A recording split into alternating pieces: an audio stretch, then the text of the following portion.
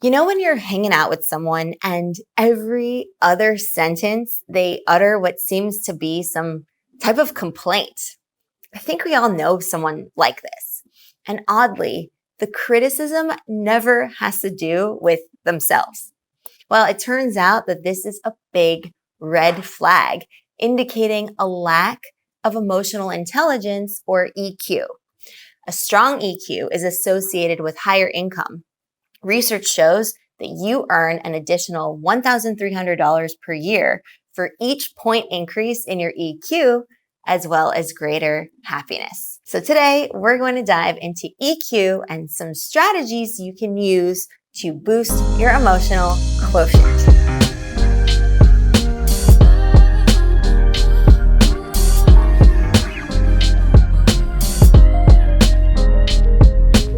What's up, Explearners? Mary Daphne here of myexplearning.com, where we believe social skills are the key to the good life.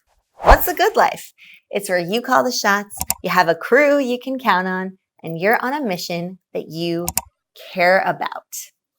So, in part 2 of this 2-part series, we're shifting gears to look at emotional intelligence.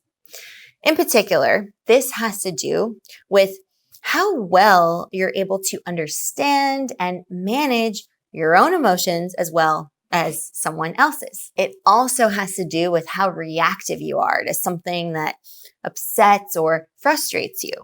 For example, do you whine and throw a tantrum like a toddler when you don't get your way? Or do you process the information, feel the emotion, label it, and then take control of your feelings to then be able to answer in a socially acceptable way? While it's important to feel the feelings as opposed to being numb, it's also important to understand what social settings or even what people evoke a certain emotion in you. Now, this can be something that you actively take note of after a situation, not one of your proudest moments type of reaction. And over time, you may start noticing a trend. Say, oh wow, I notice I'm feeling X in this social setting, and it's causing me to do Y, which is misaligned with my authentic expression. Easy to say, tough to do. So let's talk about a few specific strategies you can employ to put this into practice and to meaningfully boost your EQ. The first one is embrace your own feelings. So avoid trying to numb yourself to emotions. A typical numbing strategy is to take a common activity to an extreme. Binge watching Netflix, stress eating, over-exercising, drowning yourself in social media. Anything that distracts you from what you are feeling. This only kicks the can down the road and can actually cause things to spiral out of control as the emotions pile up. After all, eventually you'll have to deal with them. Instead of taking an extreme action, strive to be still.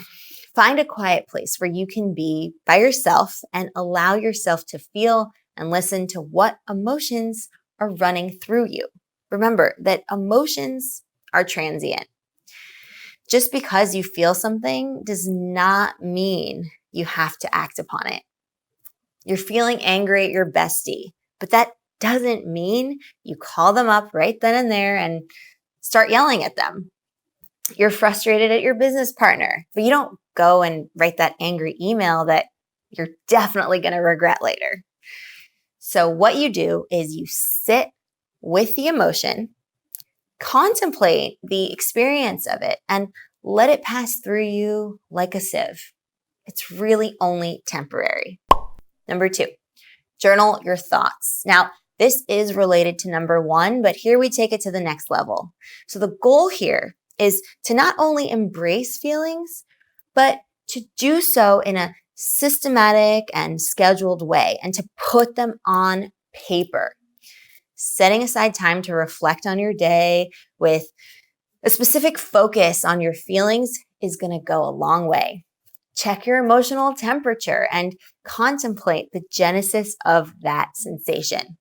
And you can do this for both the pleasant and unpleasant emotions that you've experienced in the past 24 hours, then put it into writing. This is really, really important because by writing it out, you force yourself to acknowledge it. It doesn't have to be pretty. You're not publishing it anywhere. You're not posting it any place. It's just a powerful way to exercise your EQ muscles. Do it daily if you can, even if it's just 60 seconds of scribbling.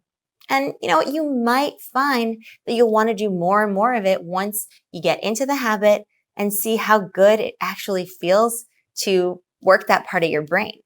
Number 3, validate other people's emotions. Validating someone else's emotions gets you closer to identifying what the person is feeling, even if you don't understand why they feel it. More importantly, it shows the person that they're not alone. Even if you might not have ever experienced that specific thing that they're going through in that moment, chances are that you felt that feeling and have enough context. Now, validating someone's emotions does not mean agreeing with them or commiserating with them.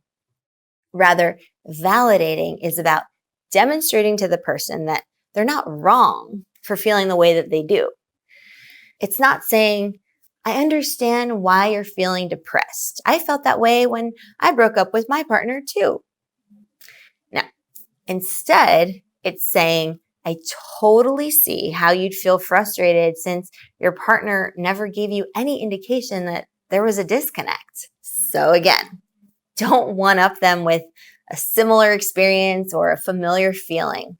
Just validate that the emotion they're feeling is completely warranted. The cool plus to this is that as you get better at doing it for other people, you'll get better at doing it for yourself.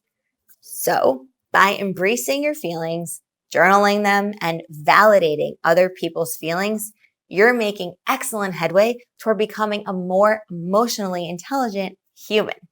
It's really important not to shut out emotions or desensitize yourself to experiencing feelings, because our goal is not to numb ourselves to the highs and lows of reality, but rather to understand what makes us feel a certain way. People, actions, settings, why that is. Maybe you're having a rough day, you got into a fight with your significant other, and what we're going to do about it to fix the problem instead of throwing a tantrum.